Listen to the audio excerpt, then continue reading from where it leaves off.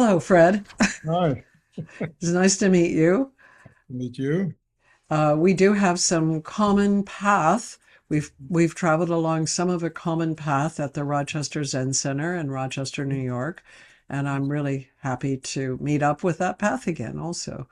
Ask away, Colin. Okay, so I'm going to start by asking you, why you took the Buddhist path in your life and whether that you knew that there was a moment, whether in a moment you knew that this was your path or whether it was a long process of discriminating that this was what you wanted to do. You're a Zen teacher, you're in the tradition of Thich Nhat Hanh especially, but also have a background in Vipassana and in Tibetan Buddhism. And we share some of our original roots at Rochester Zen Center. So I wonder how you decided to follow this path. I began in my early 20s. And I think it begins for me like, sort of a classic spiritual, even though I was in my early 20s, kind of a weariness with worldly life. I had sort of, an encapsulation, I had gone off to Johns Hopkins. This was 1963 I thought I wanted to be a diplomat and go to the Fletcher School. Civil rights was going on in Baltimore. I sort of got involved in that. All of a sudden, academia looked less stimulating. I spent a number of years as a civil rights worker, community organizer, and for somehow, I just had a sense that even though these were all very idealistic people, there was something missing for creating the kind of world they wanted to make. I left this country, wandered in about a year in the Middle East. I think somebody gave me some books. There were a lot of Europeans going around, and so I read some spiritual books. I came back to New York, and I decided I wanted a spiritual search. I kind of wandered about to visiting different things and reading different things, and from all the traditions. And I kind of settled on Buddhism. And then it turned out my first cousin, who I hadn't seen in years, had joined something called the Rochester Zen Center and asked me if I'd ever read the Three Pillars of Zen. This was, maybe 67. Anyhow, I read the Three Pillars of Zen, and in those days, there were not a lot of books around, especially books Right. about practical books, and I think when I read the Three Pillars, when I had the introductory lectures about how to really practice meditation and what it was about. But I think especially it was the Kensho stories, that, oh, it's possible. And Mm-hmm. then I, went up to Rochester, middle of winter, met Kaplo, I said, come on up. I think the center had just kind of burned and it was really a shambles, but I moved up in 68 and yeah, I often say that my experience with Buddhism is my one great love affair. Oftentimes different kind of love affairs grow and disassemble, but I would say my love affair with Buddhism has only grown and deepened. Yes. Yes, I relate to that. I can relate to so many things that you're saying because also got involved with the Black Power movement in North Carolina. And that's what in some ways drove me to wondering what could happen to actually help people. I could see Mhm. that protest and demonstrations were helpful to the participants, Mhm. but often didn't make a difference in the world. And I could see that the ways of the world were problematic, Mhm. and that I had been a practicing Catholic. I grew up Catholic, Mhm. and I had taken that very seriously and gone to a convent and found that there people weren't really asking deep questions. So, one thing and another. I read the Three Pillars of Zen before I went up to Rochester, Mhm. and it was around the same time. I took my Bodhisattva vows in 1971.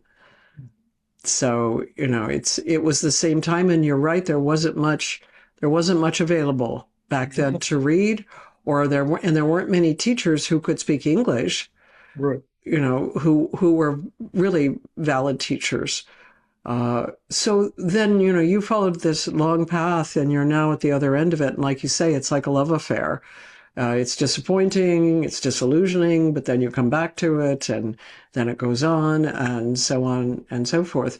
And so what would you say right now that you would say are the most, let's say, important guiding principles from the Buddha Dharma, from the teachings that you've encountered, that you use in your own life and that you teach to others? Can you say what stands out for you? I know different things stand out for different teachers.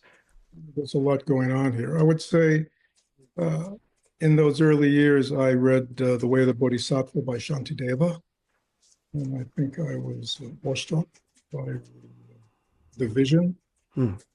of bodhicitta and a life dedicated to awakening and, liberating all sentient beings in as many ways as one can.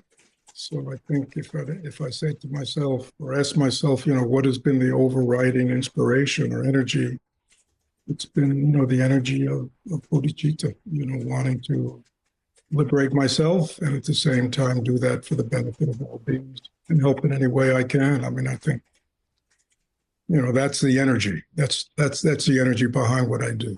Mm-hmm. That's the energy that keeps you going. Yeah, and it's really never faltered. I mean, I've been fortunate in my life that I've encountered several really possibility of what it means to be a human being, and it has been unceasing. Even though my life, I was a layman, I was married, have children, but the central core has always been the Dharma for me. And so you do have children and a family, and so you've been through that adventure, catastrophe, whatever, like John Kabat-Zinn calls it, the full catastrophe. Um, and yes, the bodhicitta, the desire to help others, to help the world, is the driving force. And then within that, what guiding principles or what ways? So some people would say, okay, practicing meditation is really the way, continuing to practice, always go back to your cushion. Others might say, well, having compassion for yourself, knowing what the world is actually. Others might say something like dependent arising, present moment awareness. I just wonder for you, what you would say, on this path of bodhicitta, on the path of helping others and yourself, what do you take to be, let's say, I'm not sure what wording, most powerful or most helpful or most useful or most skillful of these, let's say, guiding principles might be in the way that you teach and live, etc. So I've been fortunate that just naturally my Dharma career, as well as my personal career, have just opened me. As we talked earlier, I mean, I have experience in the kind of very more austere Japanese Zen path. I've been connected with Thich Nhat Hanh. I met him in the early 70s, 75, and to have a personal just be with him and his Dharma and the way he teaches and his openness and his heart and his vast wisdom. I spent 3 years in India studying with Tibetans, had a wonderful Dzogchen teacher. So I think as opposed to somebody who's wedded to one tradition, I've really seen the genius and the adaptability and the skillfulness of all the traditions, and that they all have something to give and offer. So I guess even though I am a Dharma teacher ordained by Thich Nhat Hanh since the 90s, I really take from the full breadth of Buddhism in my teaching.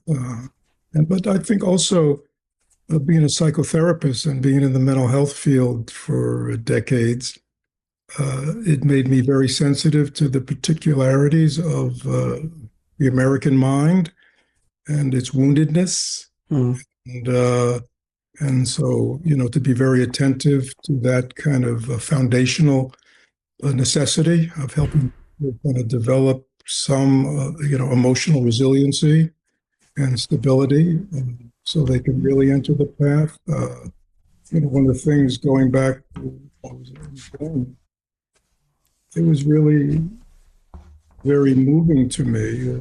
I could see that there were winners and losers. Mm. And it very struck me, that there were, those that kind of path, strong meditative path, just emphasis on sitting and meditation and breakthrough could be useful for some. But I saw that, and again, this is before I got into the mental health field. I could just see that it was very wounding to many people. I didn't understand, their own schemas and causes and conditions. I was young, but I could see that it was actually doing them harm. Right. And so I think that has also informed kind of the Dharma, the way I teach, and the way we are at the center here, sensitive to those issues. So tell me about your mental health profession, what you have done over time, and where it came into your trajectory. I know for myself, I became a Buddhist before I became a psychologist, and usually it's the other way around. Yeah, well, it was that way for me. I mean, to be honest with you, really pretty much from 67, 68 till probably for 10 years. I mean, I was a full-time practitioner. The Dharma was the center of my life. Unfortunately, I had a wife who wanted to have children. So to have children, you have to start thinking, I mean, I would work to survive, but my emphasis was Dharma, retreats, all that kind of stuff. So when I realized I had to get kind of serious and go back to school and have a career, I thought, well, the only thing I'm any good at is really helping suffering people. So, Yes. So I looked around for a career where I could, and I discovered, being a therapist, I actually got a clinical, a master's in social work, because at that point, to be honest, it was just kind of the simplest way. Yes. Than a PhD at that stage. Yes. That I could, be licensed and practice, and I could do it in, I think, 2 years, 2.5 years. Yeah, so it seemed like, well, this is incredible. I can help sentient beings and to get paid for it and earn a living. So, so that's kind of how I got into the mental health field. So, I think having that background for 10 years, of kind of studying the mind and doing my own work, kind of gave me a good ground for entering the world of Western psychology, as you know, and all the various competing, trends and schools and all that. And I kind of landed, it's probably different than you. I kind of landed in the cognitive behavioral because it actually seemed very close to kind of Buddhism and looking at the mind that way. And then I developed a specialty in clinical hypnosis. I see. As my means of working with people more deeply, beyond the intellect. And so it was sort of those two approaches, that sort of fired or, my clinical work. And it allowed me to work, some ways with these people, other ways with these people, depending on, the presenting problem, as they say. Yes, yes, yes. Well, I also have a master's in clinical social work. I started in the same way. I wanted to jump in, get the training as quickly as possible, start practicing. But then I got hijacked by a teacher who wanted me to work with her and become a research assistant. And I became a psychologist as a result of that. But, and that was great. I mean, and that then led me into developmental psychology and lots of things that I wouldn't have otherwise known. But I think that, there is a good fit between being a psychotherapist and being a Buddhist teacher. Also, I wonder, And I would say, I obviously know that cognitive behavioral therapy fits very well with Vipassana, particularly. Mhm. It has almost a Vipassana-like approach. CBT and DBT, both DBT, I think, does particularly Mhm. these days fit on the sort of Vipassana framework, let's say. Mhm. Mhm. Um, and now as you have progressed over the years, see, I'm wanting to push you a little bit because you're asking. I mean, let's say this. You want me to accept that you have a broad view of Buddhism. I accept that. I Mhm. accept also that Thich Nhat Hanh really often taught, at least as I was around him, and I was not in Plum Village, and I did not actually follow him in any way, but he seemed to teach through his life. I mean, through his way of being, rather than specifically, he taught in a very pragmatic way. I'm sure close up he taught more Mhm. in a more, let's say, formal way. But I wonder if you are in some way trying to say that, that the Buddhist path is a sort of way of life, or if you are saying that Thich Nhat Hanh, whose particular form of Zen, which is a southeastern Mhm. Asian form of Zen, which does have a lot of vipassana in it, I think, has a very compassionate outreach. Like his reach to people was often through compassion for the Mhm. self as well as for others. So, I'm wanting you to say what you take to be this sort of thing that you would hang your coat on, you choose out of the Buddhist path, and why. Yeah. So, and I'll talk about Thich Nhat Hanh or Thai because I think he's often misunderstood. I guess the a key phrase that has always stayed with me from the Buddha is when asked, he said, "I teach only one thing, the end of suffering." And to me, As it turns out, that's a translation that's a little bit wrong, but I yeah, do know that it is often stated. yeah, how would you say it, Polly? I would say that that's what he said on one occasion, Hmm. and other occasions he said other things.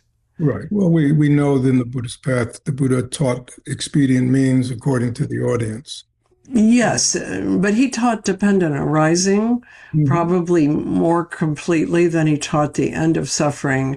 And, the dependent arising led to a whole cosmology. I mean, he really taught a vast understanding of reality. And then, if you read Donald Lopez's recent book on the so-called history of Buddhism, he says basically, you can't even prove that the Buddha actually lived, much less that he taught any of these things, because there are not records. The records that come about are coming about like 450 years after the Buddha was on the earth, if it was really just one person.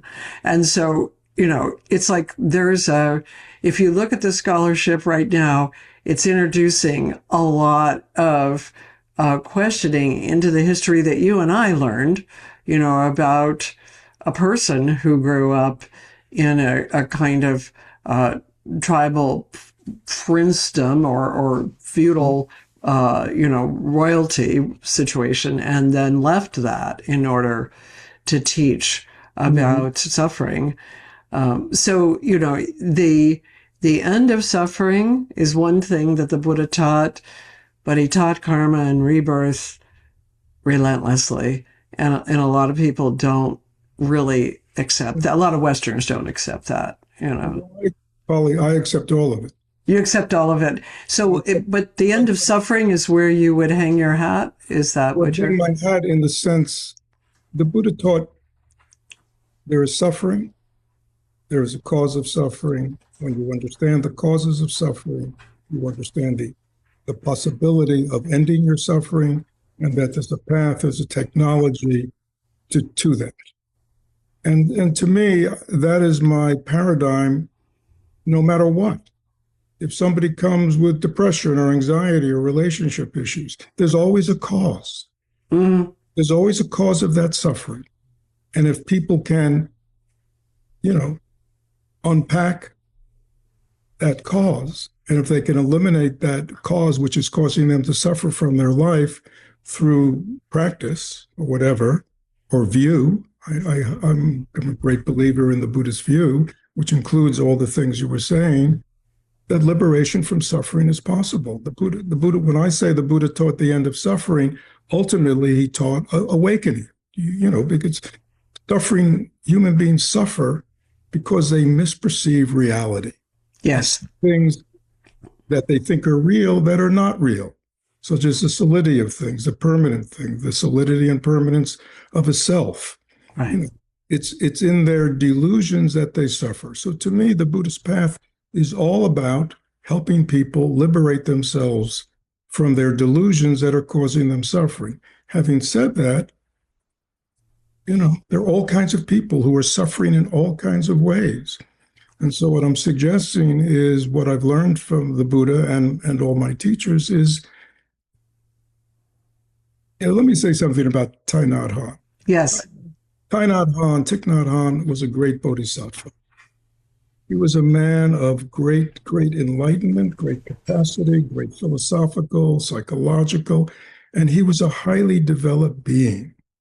Okay? If you read a lot of his early things, Zen Keys, some of the other, you see what a profound mind he had. Having met him from the early 70s, and knowing his capability,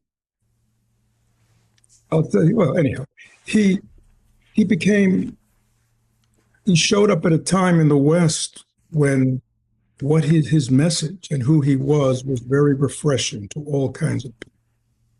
And he went from a fairly, when I started going to, when I first met him in Paris, he wasn't even in the Buddhist world. He was in exile but as his books became published and he began to come to the West and give retreats, in the beginning, there'd be 40 people there, 35, 40, 50. Within 10 years, there were 800. There were 1,500. There were 2,000. His books were read by hundreds of thousands of people. He was getting invitations. The way I see Thai is he had a choice. You go, in my words, vertical or horizontal. Vertical means, you work deeply with people to take them vertically, so to speak. Mm-hmm. But I think because he was such a great bodhisattva, he went horizontally. So what he became known for, and again, this is, I think, was his skillfulness in all his teachings. Many Asian teachers who came here, they have something to sell. They have their historical, their traditional way of practicing, and that's what they want to establish. That's what they are here for.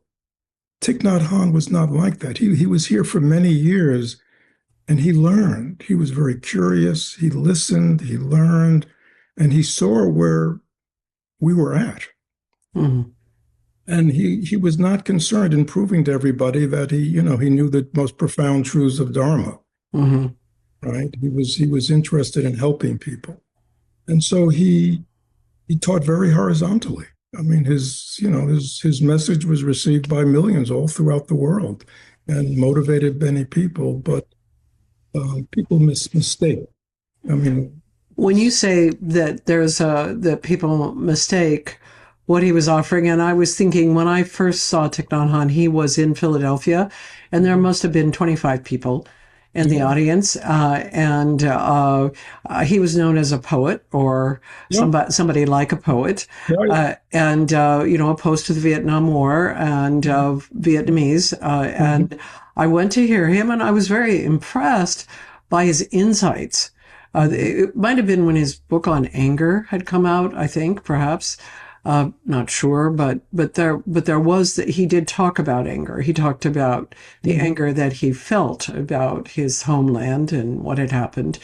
And then the last time I saw him, he was with an audience of 6,000 at the University of Vermont, and he was quite different by then. Also, I had seen him other times, but he was, I would say, more introspective or or, he spoke, but he spoke slowly and quietly. And the first time he spoke sort of energetically. And so I think I've met many, relatively speaking, people who are ordained teachers on his particular path, and I think he did a tremendously great job, like Goenka, in reaching hundreds of thousands of people, in different places of the world also. But when I think about Thich Nhat Hanh and his path, I don't know it that well. I know some of his books. I saw him a few times. I've seen his teachers, and practiced with some of them, but I don't know what it was other than his way of being. That was very impressive to people. And I don't, I'm wondering for you if it was his way of being or if it was something else. That's why I'm trying to see what it is for you that you would say for yourself and for others. This is a very key feature of, alleviating suffering, transforming suffering, ending suffering. Different people say different things. What that, is there such a key thing, or am I just pushing you too much on this, trying to find it? Again, I've been fortunate to have met, encountered, lived with what I would consider great beings. One of them is Thich Nhat Hanh. And if you ask me what's the essence, yeah, it's sort of what you inferred. When I first encountered Thich Nhat Hanh, I really felt, and I had met other teachers, that I had finally met someone who walked the walk and didn't just talk the talk. Just the way he lived, just the way he was, the way he drank tea, the way he was with everybody. This was it. He was just profound, simple, direct, caring, compassionate, wise, and yet always in command of who he was. It was, I used to go for many years to Plumville, and he would walk in, to give the Dharma talk every day. And then he'd often talk for an hour or two. And I'll be honest with you, just seeing him walk in, the way he walked, yeah, he took his seat, I was ready to leave after. Right. I had felt I had received the teaching. Right. And just one last thing about him. The last time, no, that's not true. I saw him several times after he had a stroke, but he wasn't able to talk then. Yes, I was wondering what that was like. Yeah, but the last time I saw him, I hadn't seen him in 10 years. I hadn't gone there. It just, to be honest, I loved him. Mm-hmm. And I had a deep relationship with him. But as his community got bigger and bigger and layers, I was less interested, like those kinds of things. So I think maybe this was 20 years ago. Anyhow, I hadn't probably seen him in 10 years. And I wanted to go to Plum Village. He wasn't in Plum Village. He was back in Vietnam. So he was giving a retreat in English in Hanoi. So my wife and I, we'll go to Vietnam. So I went to Vietnam, and it was a fairly typical Thich Nhat Hanh retreat. The one thing about his retreats were they'd always have different labels, but basically he would teach his Dharma. Mm-hmm. But I managed to get an interview with him. He was getting older and he was back in Vietnam, a lot going on, but I knew his attendance. So I had an interview with him. And I hadn't seen him in 10 years. And we're talking, he knows my kids, just kind of, have chit-chat, sort of talking. And all of a sudden he stopped. And he looked right at me and he said, "Fred, you know why I keep teaching the same thing over and over again that I've been teaching for 20 years? I, of course, said, "No, Ty." I mean, it was rhetorical, it was. Yes. And he said to me, "Fred, they just don't get it. So I have to say it over and over." Right. Right. And for me, that is a statement of a bodhisattva, not attached to outcome, never despair, never, just I'm here to help people. Mm-hmm. And no matter how many times I need to say it, do it, you know.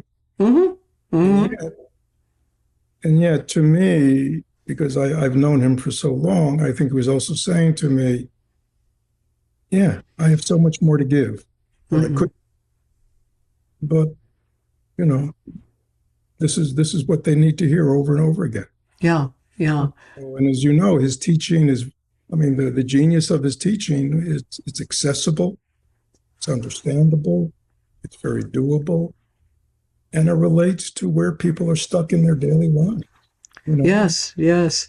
And what you said is also true of Shakyamuni Buddha, that he repeated over and over and over the same things. And when you read it, it's repeated as well.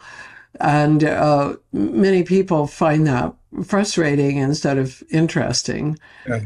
Well, they Uh, don't understand the mind. But let me just also say, when you say what informs my teaching, I also stayed with my Tibetan teacher, my Dzogchen teacher. and Uh, who was that? his name was Zona Rinpoche. Tibetans know him. He was Mm-hmm. the Lama of the Paiyu lineage.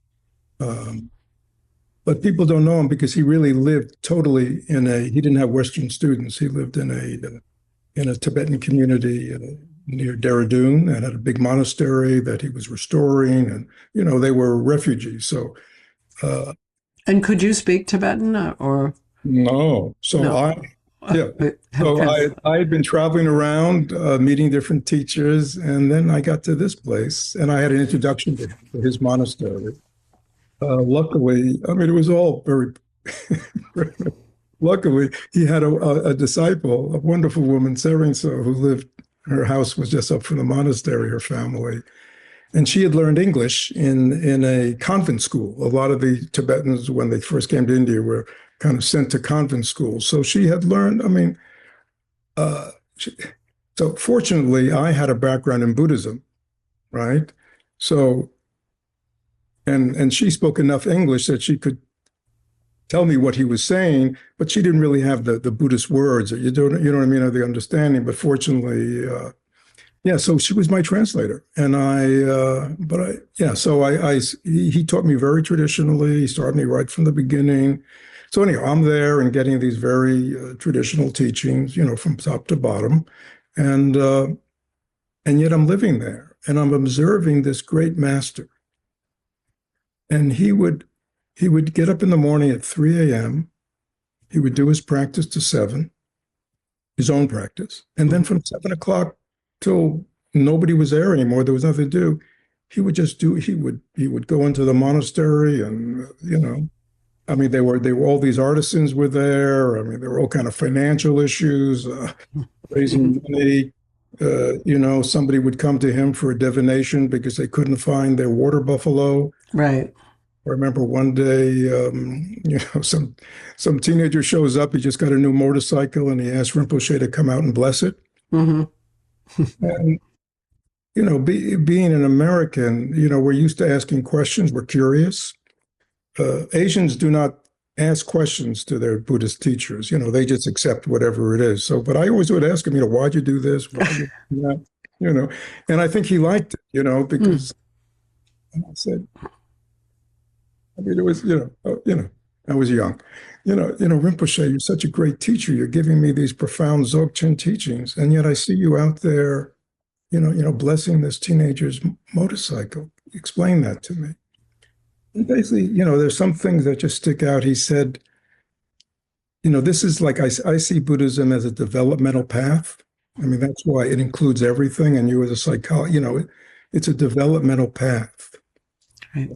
From infancy to full adulthood, we might say, right? And I see Buddhism and all the various teachings of the Buddhism as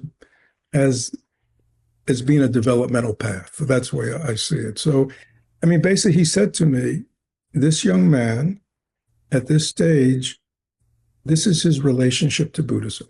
Right. He trusts it. He believes that I have the power to protect him.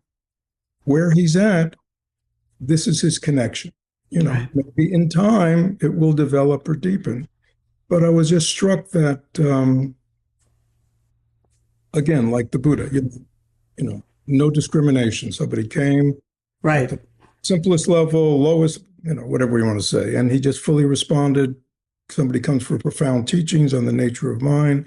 He responded, but it wasn't like he thought one was more important than the other. Right. So Right. that was, I mean, pulling things out. But if you're asking me what kind of things have informed me, and my teachers, I think, I mean, I've read a lot, I've studied a lot, but I think for me, the living presence of being with my teachers, seeing how they practice, how they interacted, really is what keeps me afire. Well, the idea that let's say the way one lives is an expression of what one actually believes or takes to be real is something that is not very well thought through in most Western philosophies. There's the ad hominem kind of criticism. If you criticize the person for the way they live, even if they speak very wisely, but then they're living, in a kind of delusion of wealth or property or whatever it is, that in the West is split apart in a sense, the same way, in a sense that we split essentially the subject and the object, the world and the person. And I find in Buddhism and in the way the Buddha taught, as well as, that I watched also my teachers and how they lived, because the idea that the thing, let's say, that I think that the Buddha discovered is dependent arising, pratika samuppada, the principle that things arise in the moment. There's nothing but the moment, the present moment. And as things arise, that's when they take on meaning and reality. And so every moment is an opportunity. And, again, my understanding when I took the Bodhisattva vows is that you never refuse anyone who is coming for the Dharma, or you could say anybody who's coming for help. Right. You don't refuse them, even if they're asking you to do this or that doesn't make a lot of sense. You try to engage and you find out how it makes sense. And so blessing the motorcycle, makes sense because this young man is coming whatever distance to see Rinpoche and ask for this. Obviously, he's put effort in. And yes, it's a door that opens. But in the West, we probably would not think, we would tend to think, well, that's trivial. Why does he do that?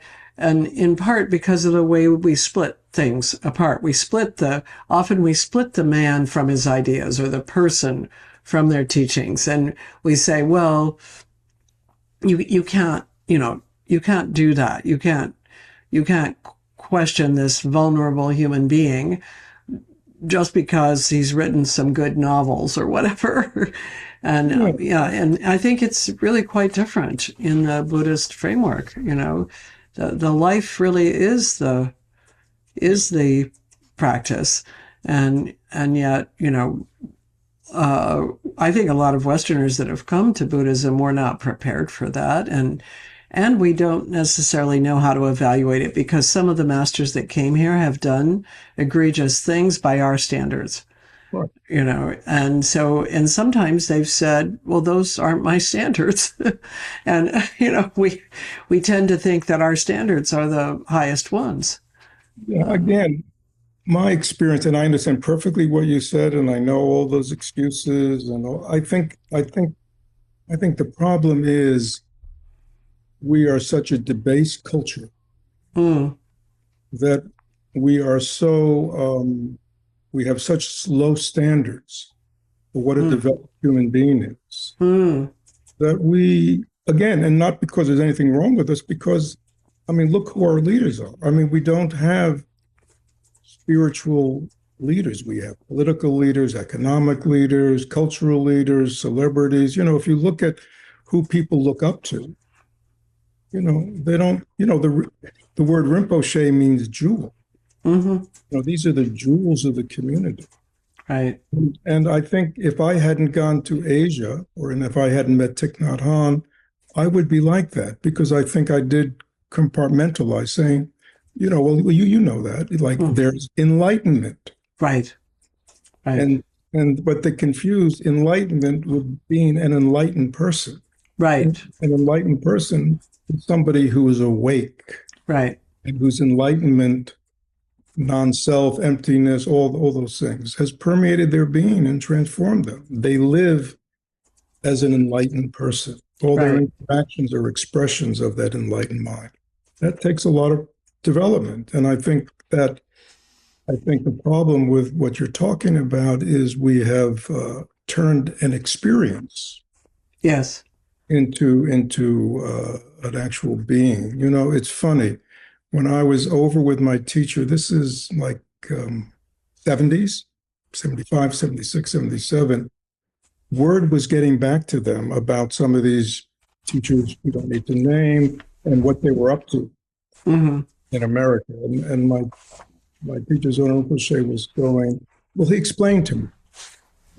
He said, what's passed on in these Rinpoches, these incarnations, is sort of like they're enlightened, is like the enlightened principle, right? They carry that from one lifetime to the next. But he said the reason we find them when they're 3, 4, 5, 6, and take them, away from, their worldly environment and put them in a very rarefied environment, monastery or whatever. Yes. Yeah. But they give them so to nurture that seed of awakening that's very alive from them from past.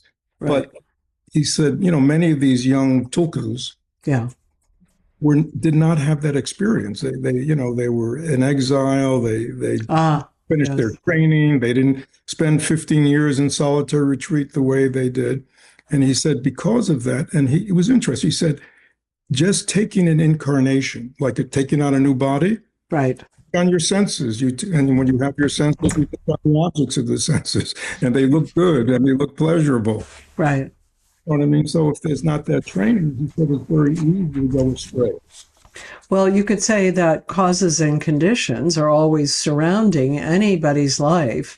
And even if it's a pretty enlightened being that's coming into life, these causes and conditions, there's a lot to say that I'm not going to go into, but because the idea of also taking a 2-year-old or a 3-year-old away from the family, but usually they'll take the mother, but not always in Japan. They would take some of the younger kids without the parents, without the mother.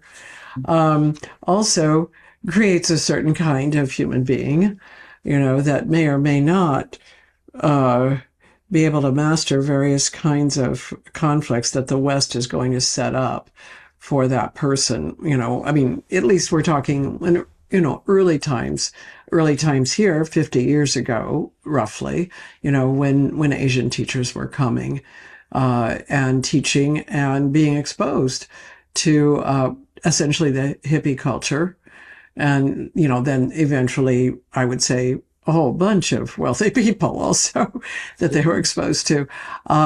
They were conditions. And I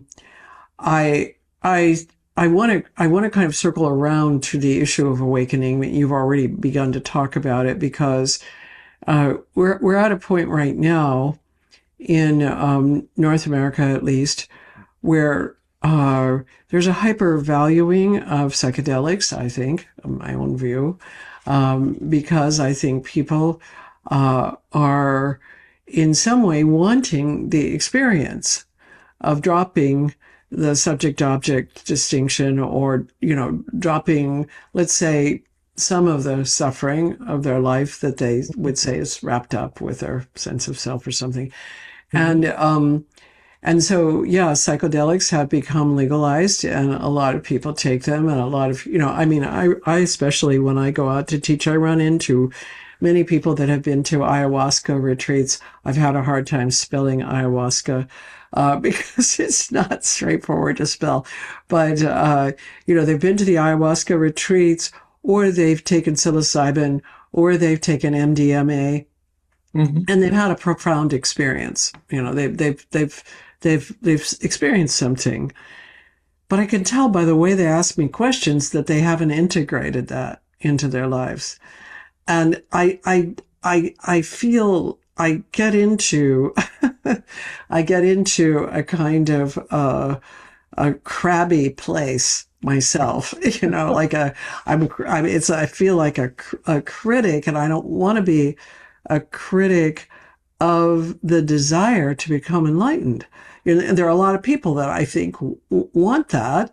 And yet, when they seek it through psychedelics or even any kind of one-time thing, unless it's a near-death experience, I think qualifies differently because you're also actually dying. But, so there's something else going on other than your desire to be enlightened. But I wanted you to talk about enlightenment, what you think it is, and you have said yes, it's a way of life. It's integrated into a way of life. It's not. Shinzen Young, who was one of my teachers, said specifically, enlightenment is not a peak experience. I like the way he said that because people believe it is. And they're often seeking altered states and peak experiences, not to engage more fully in their lives, but to run away from their lives, to escape the difficult situation they're in, or to get rid of some state of mind, like depression or something. And again, I don't want to just criticize that because I think there's something in it that's worth paying attention to, that there are so many people seeking this. But on the other hand, there is a mistake in it that is not easy to explain.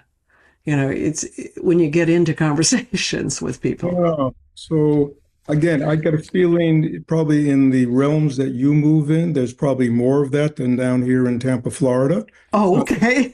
Yeah. No, it's not saying. I think it is. I think you're right. Yes, yeah. So, but again, let me say I do, meet especially younger people, but not only younger people, older people who, yeah. And I think it is really no different than when I was at the Zen Center, where the whole emphasis was on having a peak experience, this Kensho experience. Yes. I think the phrase is, the word experience denotes something, that has a beginning and an end.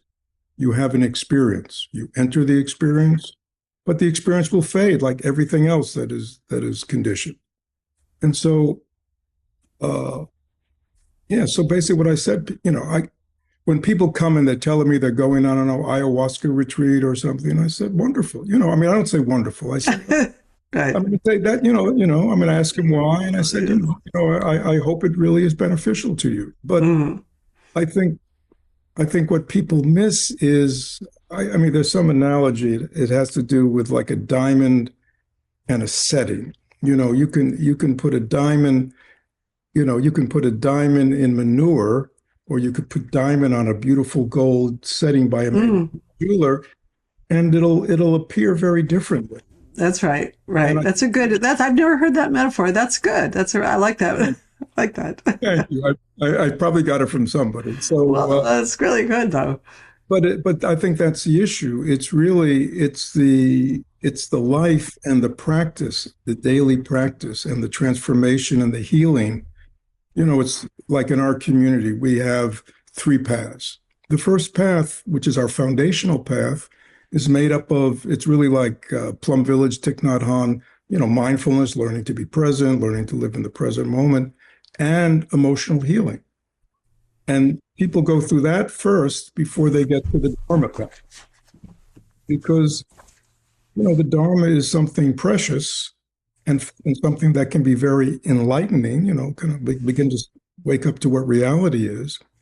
But if they're still, if their minds are scattered all over the place and they're still dealing with their emotionality and still struggling in relationships, the capacity to utilize the Dharma in a meaningful way will not exist. And I think a lot of Americans get frustrated. That's why they keep moving from one, because it's not working.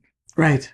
And the reason it's what I found from, teaching now for 30, 40 years, it's not working because in Tibetan Buddhism, the preliminaries are called cleaning the bowl.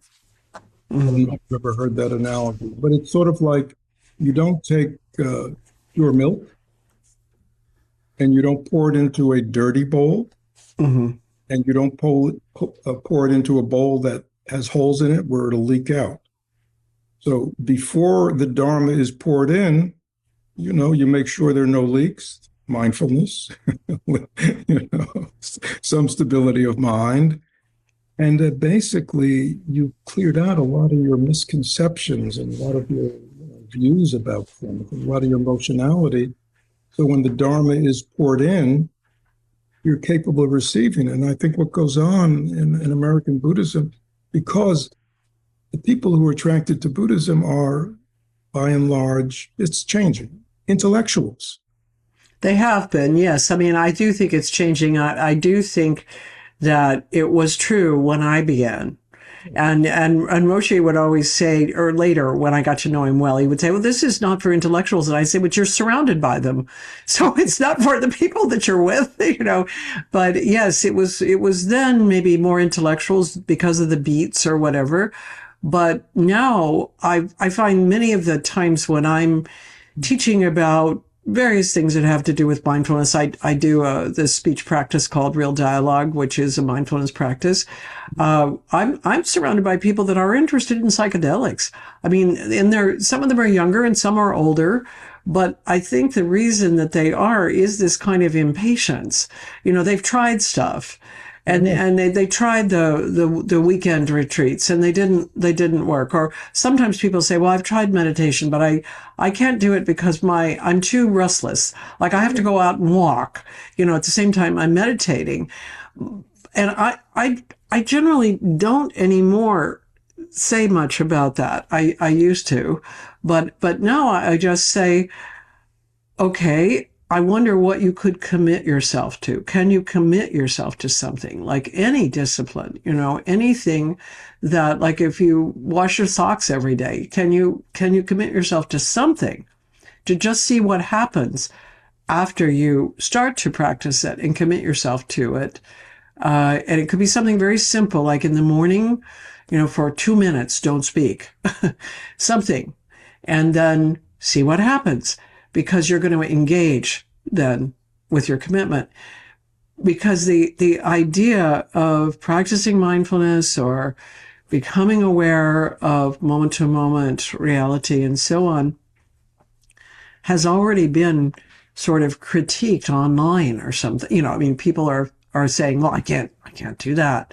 So that's why I need to take the psilocybin, because I can't do that.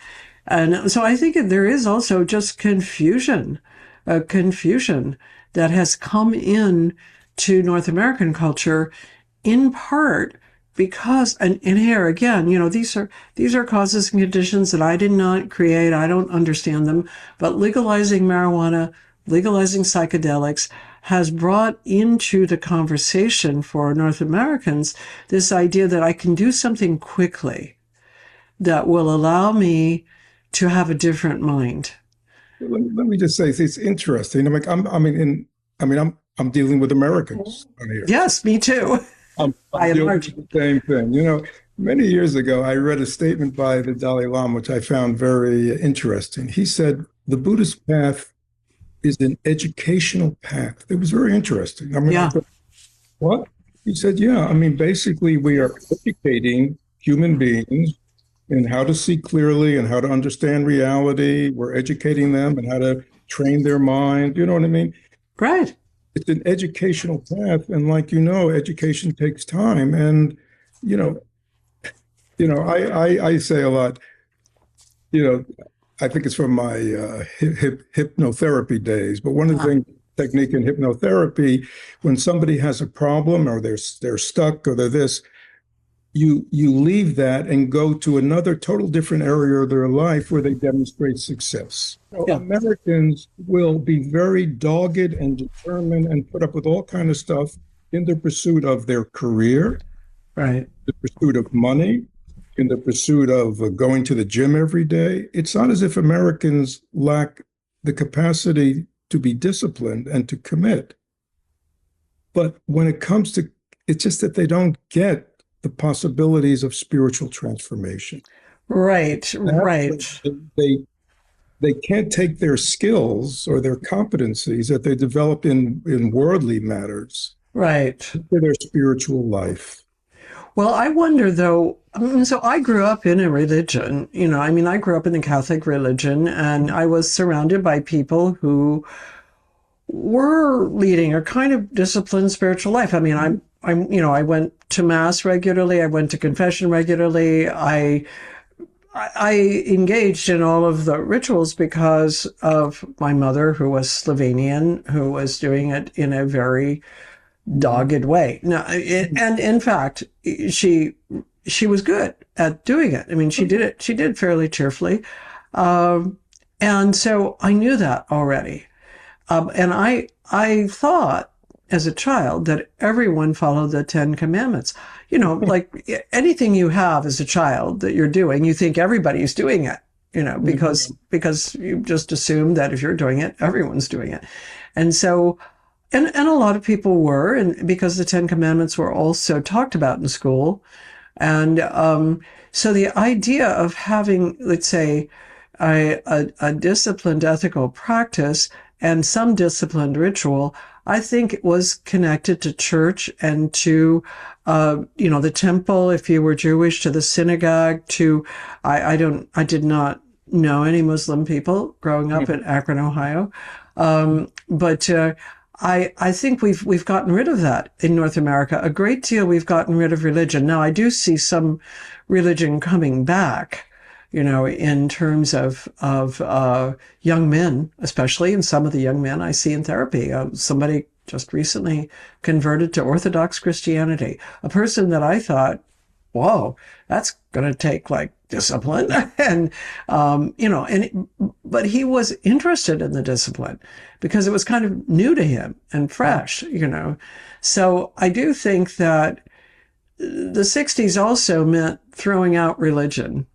And Buddhism was allowed because people didn't think it was a religion. I had a lot of people say, well, it's not a religion, it's a philosophy or it's a way of life.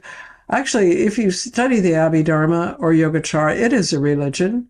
It is a religion. It's got all the components of religion in it. And, and I've read that as a world religion, Buddhism has actually influenced more of the world than any of the Abrahamic religions. And so it's been a more powerful religion than Christianity, Judaism, or Islam in terms of reaching numbers of people.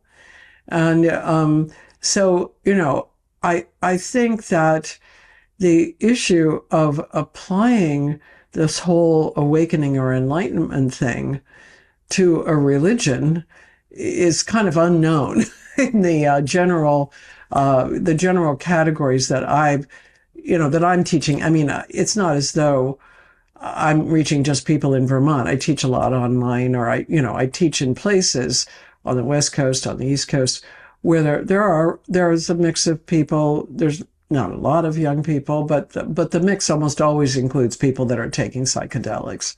That's the thing that's changed for me in the last, say, 10 years, maybe, and so I am interested in what people think awakening is, what they think enlightenment is, and why so many people are seeking something like a waking up through psychedelics, I do think it's because they think it's transformative in a way that's going to be sudden, just like Kensha was supposed to be, transformative deeply transformative. And of course, Kensho can be, I think. It depends, but it can be in a way that I don't know because I don't take psychedelics, but I think most people that take psychedelics, the experience does fade. And it's so, I get crabby about this whole thing. I, Let me say, Polly.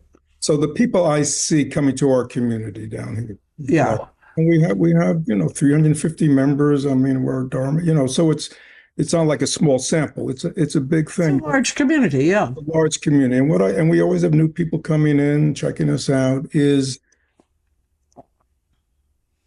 I think people, at least what I see, most people come out of a Judeo-Christian background, religion, and they know something's missing.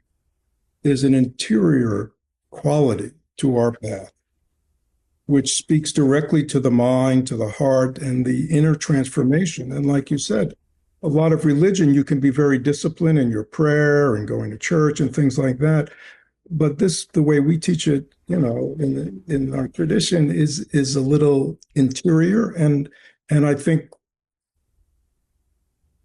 and I think one of the things I have to disabuse people of is the notion that there's a quick fix. Mm, That this is. I use lots of examples. I mean, like anybody ever develop a skill? Anybody ever develop a career, a competency in anything? How did you do it? Did you do it in one or two? Anybody ever learn to play the piano or the guitar?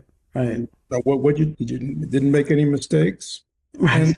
And they'd all say, no, in the beginning it's hard, your ink fingers are like this, you make mistakes, you correct the mistakes, and you have a teacher, and over time you develop the ability. I said, this is exactly that. Don't be disappointed that you try to calm your mind or quiet your mind. It's like, it doesn't work, it's a skill, it's a It's a competency. skill. Yes. Yes. Competency.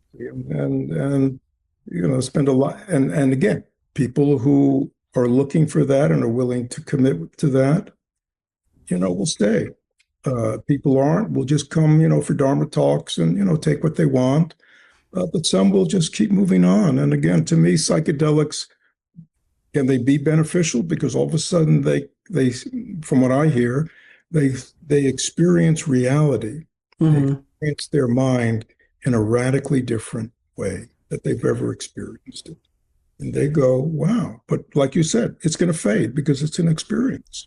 Right. And also it can become a kind of special experience. Like I find that people that take psychedelics often, and it's understandable, but they often proselytize to others to take psychedelics because they want other people to have the experience. And I I do see it as a contrast to way back at the Rochester Zen Center. I had to study the precepts.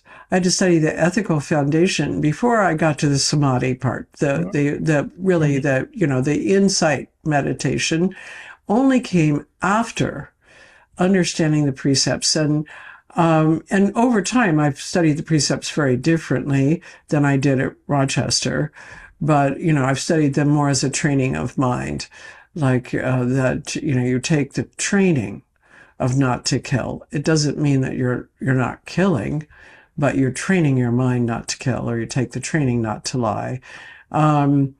So I tend to think that at least in most of the religions, there's an ethical foundation, and certainly there is in Buddhism too. And the ethical foundation prepares the mind for special experiences, so that you don't think, "Wow, I'm really awake because I took 3 weekends with psychedelics or whatever," and instead of, "Oh, I had this insight, and how can I use it? How can I engage with it?" We spend a lot of time in our preliminary, with newer people. Just, what is a path?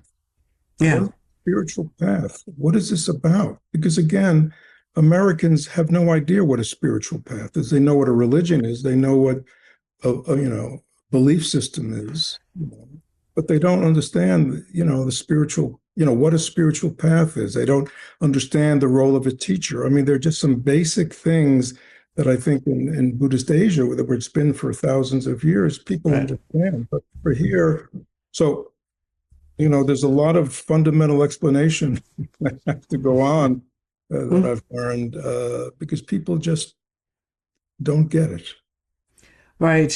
Well, I think it's also, to be frank about it, even with the Asians. I mean, because I've been in Japan quite a lot, I would say it's hard. It's hard to understand really what path is in the way that it's taught in the Buddha Dharma, in the Buddhist tradition.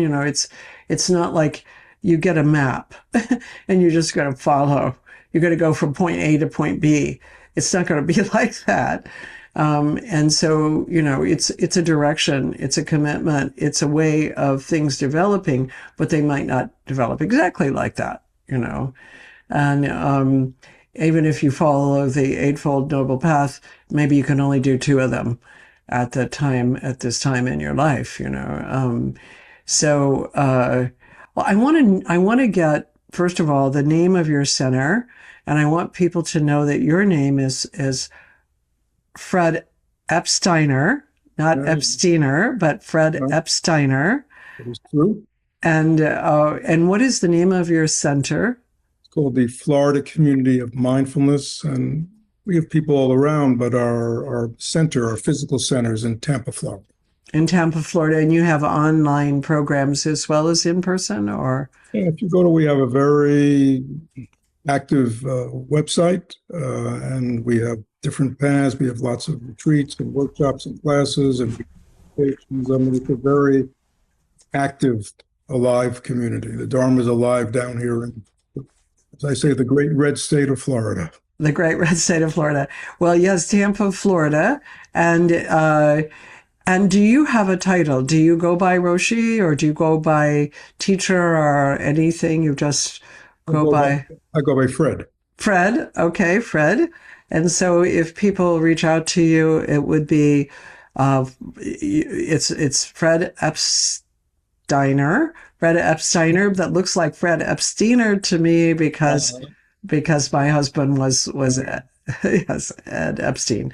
But we will put all that information up with this talk so that people, it's been a wonderful conversation. Actually, I've learned from it and also enjoyed meeting you and been able to visit my own past. Yes. So in closing, I wonder if you want to say something that, for example, if you want to say the way you do teach path, that could be it. Or if you want to say something about awakening, just to leave people with some sort of bigger picture. Yeah, I mean, I think we need to demystify awakening. To me, awakening means turning the light on. And when you turn the light on in a dark room, you immediately see what's ever there. You see it clearly. And to me, that's what the process of practice is about. For some people, it's sort of like, from the early dawn when there's a little light to the full sun, it's a process. Some people, there are more dramatic kind of openings. But the bottom line, we want to be enlightened is to be fully, to me, to be enlightened means to be fully human, to be fully who I am. I got to come into that, which means leaving behind, this identification with this petty ego and the drama of self. Right. Drama of self. We all know the drama of self, and I think that gets what people weary of. And the Buddha path offers a way to understand that drama of self and transform it into something much more meaningful. So. Well, that's lovely. And I like also to become fully human, because being a human is a really precious opportunity. and yet often also, is misunderstood. So I like the way you said that. I'm really happy that we had a chance to talk. I look forward to meeting you in person. Oh yeah, next month. And, and yeah, not long from now.